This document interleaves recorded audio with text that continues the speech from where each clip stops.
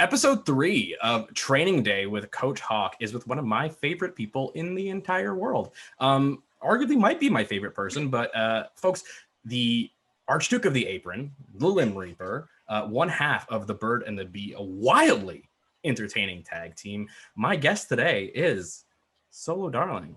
Hello. Hi, how are you? I am so well. How are you?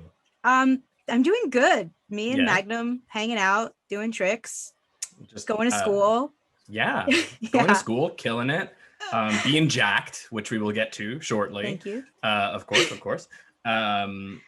So for people in my audience who might not necessarily know who you are, would you give a brief introduction, like a little elevator pitch as to the vibe of Solo Darling?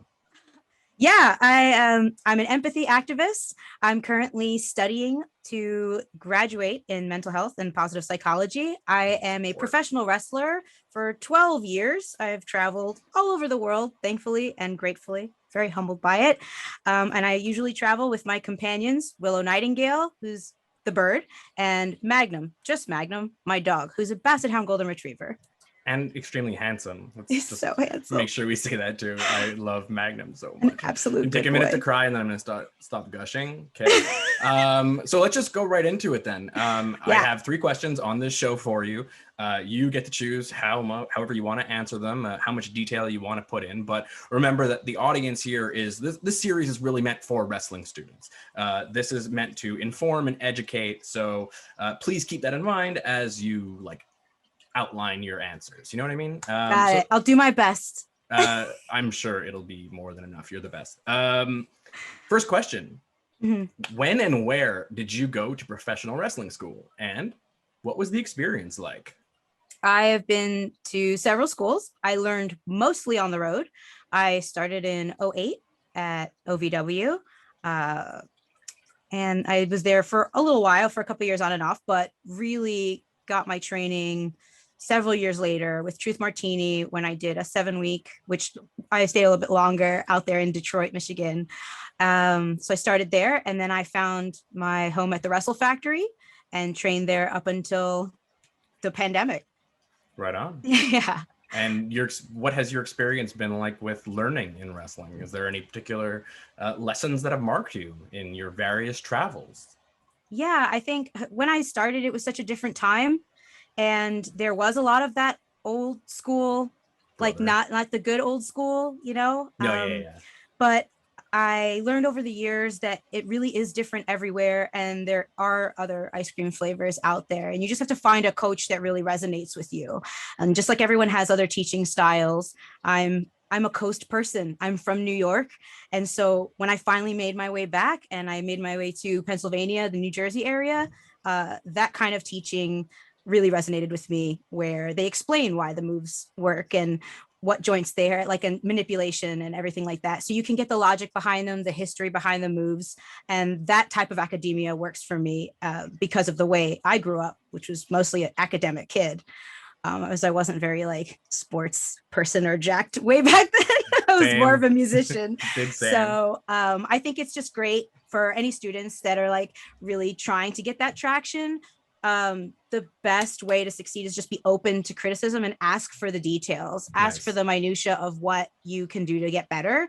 I found that asking throughout my whole career, the way people responded, I either learned faster or I felt oh wait, that doesn't make sense to me, or how you're saying it isn't working for me. So learning on the road kind of shows you that, because you watch your matches back and you're well, don't do that again. Yeah, right. But then, you find somebody that you're hey, okay, I did that all right, but what can I do to make that better? And then they go, actually, step this way or do that, or your body shape might be better for this. And you just open that up with somebody that has that experience, and you'll see a change in that trajectory. Right on. And you've definitely gone through various incarnations in the ring yourself as a performer, right? I mean, we had the Sugar Creature, who I'm still a huge fan of. And I remember one of the first times I met you, we were driving and you just pulled over at a side corner store to get a giant slushie. And I was that's a thing? That's not a thing where I'm from, but you just got it. It was a thing. Respect to you for being as jacked as you are with the slushy diet that you have, the sugar consumption. So speaking of sugar consumption and diet and exercise and you being jacked like to Thank the you. gills, what do you do these days to keep yourself in shape? And I mean physically, I mean like workouts and diet and stuff like that. And also I want to know about your mental health. You said you were an empathy warrior. You and I have had many talks about mental health. And I would love to hear what you do to keep yourself focused and just keep yourself in a positive mindset that helps you keep growing and learning. Yeah. Staying jacked when everything was shut down was really hard. Yeah. So over the quarantine, the more things were closed, I tried to use what I had around me to just get the basic body groups in, right? Get the major groups in, do power yoga instead of regular yoga, which is at a faster pace. So it kind of can go with the pacing of a match. If you look up something like Baptiste power yoga or just power yoga, I think now they have other kind of like names before it. And so I'd always get blown up because it's an hour or 45 minutes to an hour, and you just go through different sets, which kind of mimic our like power sets in the gym or things like that, where we do spots and break it up into different sections of matches. So the logic there for me worked to try and A, stretch me out a little bit, but B, like it was just all body weight. And I was able to like learn a headstand by doing that. Sick. Which was crazy. I'd never be able to like put my feet up in there. I'd always like fall over. Oh yeah, no. I mean, I got you. But I've never heard of that before. That's actually really interesting. I love it. I wish the place that I was going to was open. Obviously, we have to wait a little bit longer for that. Yeah. So my friend that named me Solo, Caridad, actually recommended putting a space heater in your area so that you can still get the sweat of like a hot yoga room. And it really does change the game because it does help elevate the way that you sweat. I mean, just, you know, we have lots of heaters at the IWS Pro Dojo, but we also live in Canadian winter, so I don't think it's being used for the same purpose. Right. Yeah, that's a little bit different. I love lifting heavy, but I've had to alternate over 12 years of wrestling, you accrue injury. So I think the most important thing to do is listen to your body. And I see much more like strides in my health if I'm like, all right, my arms today, I can't. So I'm going to do lightweight upper body. I'll do like a couple of heavy sets for my lower body, and then just take care of your body as it comes and have like a plan that you follow, but know that like you need to adjust that and know that you're going to be able to do heavy sets on some days. Make sure that you're taking your BCAAs, all your vitamins, CoQ10, glucosamine, and chondroitin. If anyone needs anything after this, they hear this, please contact me. I'm happy to share like all the supplements that you can dabble in that really do boost everything. Like it really does help me stay glued together. You've got like a full like pharmacy of supplements. Like I've seen it before. I do. I tried the animal packs to like save, because then you just have them all there, but they are ginormous. So, you know, just those pills you showed me were massive. And there must be other ways, but yes, there's other ways. We got to do though, right? I mean, and clearly it's working for you. Really like looking at you and just looking at the amount of human that you can lift in the ring. It's my favorite. It's working for you. What about mental health? We talked about this empathy warrior stuff, and like there's a ton of different ways. I want to leave everyone with the PERMA model of well-being. It'll be the quickest way to kind of go about things. And I really encourage everyone that watches this to hit me up for more like detailed information about it. So each letter stands for a part of what it would be to generally take care of your well-being. Cool. Right. So you have positive emotion, your engagement level, your relationships, how the status of your relationships are going with everyone, including your animals, meaning in life, and your accomplishments. So positive emotion doesn't mean like just happiness or smiling or, you know, rainbows coming out of different orifices. Your positive emotions generally how you receive and how you then interpret that information. You know, like if a problem comes your way, are you able to be like, okay, I'm not going to be overwhelmed by this. I'm going to take a second. What do I need to do to keep in line with myself, to stay true to yourself, and then act upon that? And then like framing it kind of emotions. Reframing is really, really important for that. Right. Okay, cool. Yeah. Sorry, and then, continue. Oh, no, of course. Your engagement level. There is something where there are books written on getting into flow.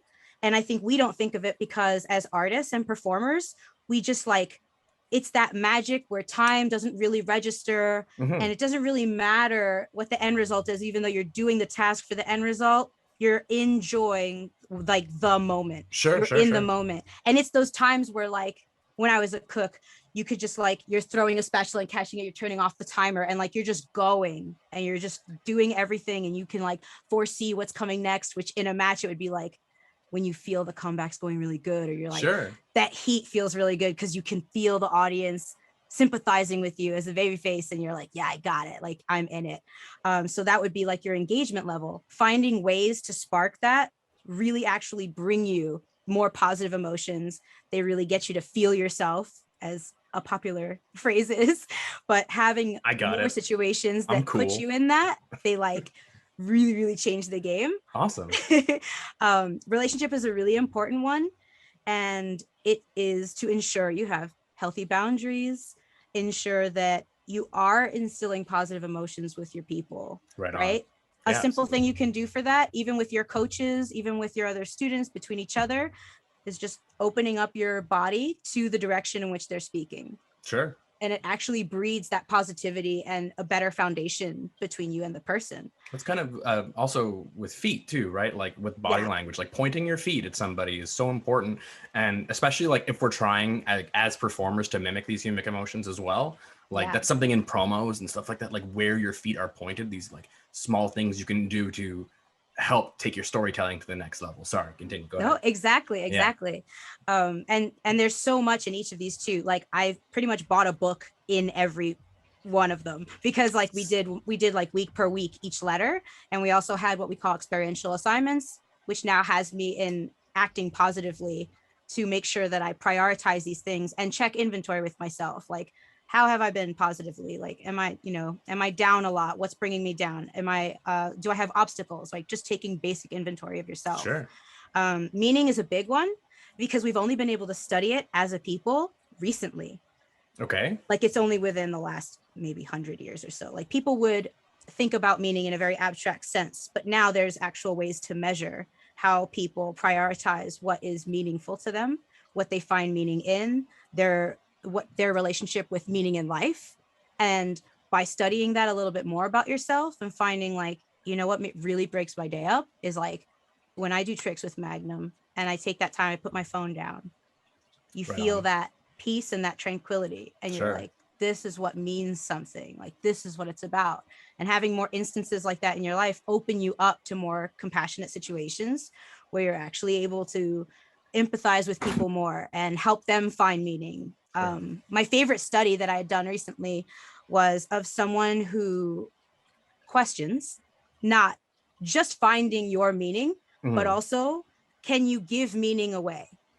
Can you do things like random acts of kindness in your day to give someone a feeling of meaning? That's interesting. And it was a great experiment. We all had to do it. I'm going to hit you up later to ask about that. Like, I just made a mental note. If people are watching, please do obviously hit Solo up, but I'm going to also like, it was my favorite we're gonna week. keep talking for like ever anyway. Yeah. So I know, we totally are. Accomplishments is a big one, because I think a lot of us, especially as entertainers, we're very hard on ourselves. So we don't give ourselves the credit like that we have done stuff and we've come a long way, and really just taking a second to be like, you know what?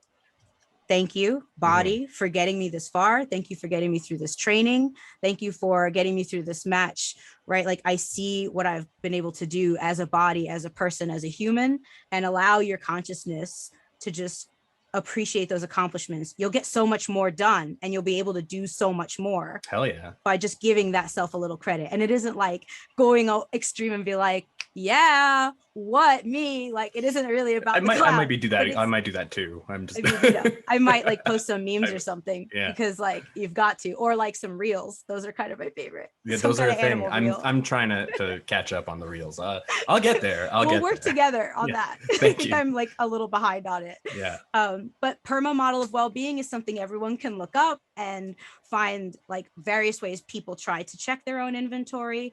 But all of those things really kind of help your fitness and your progress in the ring, or if you're working on promos or any of these things that we really kind of can struggle with or feel a little bit more embarrassed to do, right? Like when you're practicing promos, having all of these in order can make everything else kind of easy. And there is one of these studies in the PERMA model of well-being that have shown having like a grass-fed or plant-based diet actually increase your longevity, like significant percent. Okay. Those that can find different ways to kind of increase that, where it's either grass-fed animals or plant-based, essentially, it kind of mix the two. Mm-hmm. That with your positive emotions and the PERMA model can give you an extra 5 years of life. Cool. And then with an extra $1.50, you can get a cup of coffee. Hey, yeah. No, but that's really cool. So the PERMA model, that's the acronym, right? For checking in and mental health. Thank you for sharing that. That's actually really cool. I'm going to want to look into that. I'm pretty sure I'm about to like ask you for your reading list. Like, what are these multiple books that you have picked up and when can I read them within a week? I think I bought like 10 and I just got another one for this semester. So like, I mean, I feel like that's fair, especially because you're in school. And also like, I'm not in school and I buy that many books because I'm a nerd. So it is what it is. Together. I embrace it. Yes, absolutely. Question 3. Let's just go right into Time Genie territory. Okay. So question 3 is you get to go back in time and give yourself one piece of advice on the first day of wrestling class. You don't know if you're going to take the advice or not. Okay. Mm-hmm. So this is just a random person. You don't know it's you. You can't give yourself like an Iggy. There's none of that. Okay. Mm-hmm. No shenanigans, no time travel shenanigans. Okay. No time travel shenanigans. Yeah. Okay. But you can say one thing that could influence your career, maybe take it in a different direction. What do you say to yourself and why? I would say to get back to who you were and to get to Pennsylvania as fast as possible. Right on. And I would say that because I spent so many of my beginning years trying to fit into what I thought was the mold, right? There was a very specific mold back then, right? It wasn't like now. No. And it was like dieting. I was on a restricted diet. I wasn't like eating. And then I just like terrible relationship with food and myself. And I thought I had to do all of these things to myself. And luckily I was too broke to do any plastic surgery. So I was too young to like really do much. And lemonade of lemons. There you go. I know, right. I was like, just too broke for it. I just, I would have, that schooling really changed like how I was able to wrestle. And I went from Kentucky to Florida. Like I moved all over the place and I don't regret a single moment of it because it has made me who I am. And I have so much more I feel I can give to students coming in now or just anyone in general that has any questions. Because that was a unique point in time where things then really changed a couple years later. Very different. Like I was discussing with a very good pro wrestler last week, just how different things are from like 15 years ago. Yeah. And like they say that maybe like a generation will completely change the world, but our landscape is completely different. Like if you would have talked to me 15 years ago and told me what the world would look like now, I would have laughed at you. I would have laughed. Like, no, who you kidding? Greenhorn, right? And then like put in my chew and hit the road with my MapQuest directions. Yep. But it's completely different now. It's so accessible now. And I also find that like one thing that this current era has that maybe we didn't have so much like growing up is the accessibility of just experience and people who are willing to share their knowledge and share their experience and share what we're discussing right now. It's so much more accessible with like TV and video, but also it's a lot less of like the like, we got to keep it in the business thing now, right? Like we can be a lot more open as people and performers, which I think also translates into our art and allows us to make a very special new kind of connection that might not have been there in the first place, which is just thrilling for me to be able to see. And being able to see your rise and the skill level at all times. I'm a huge fan. I've told you this a million trillion times, but like so proud of you and who you've become, who you are, and what you are doing. And I love Magnum. And we love you. But thank you so much for being part of the show today. Of course. Do you have any plugs? Like we've got some social medias to talk about. I definitely use Instagram more than Twitter. It's at Regulation Solo Darling. If anyone wants to hit me up, please do. That's usually where Magnum is as well. Twitter is at Solo Darling. So if y'all hop on there and you want to share some memes, I'm very happy to do that and hit that retweet for you. Bird app, baby. And I do OnlyFans. That's what I do. Right on. That. Yeah. So. And you make really fun OnlyFans commercials too, which I do. totally That was ruled. the most fun. It was so good. Just yeah, man, fantastic stuff. Thank you so much for being part of it, folks. The Limb Reaper, the Archduke of the Apron, and one half of the Bird of the Bee, one of the most talented professional wrestlers in the entire world. Solo Darling was my guest today on Training Day with Coach Hawke. Thank you for tuning in, and we'll see you next time.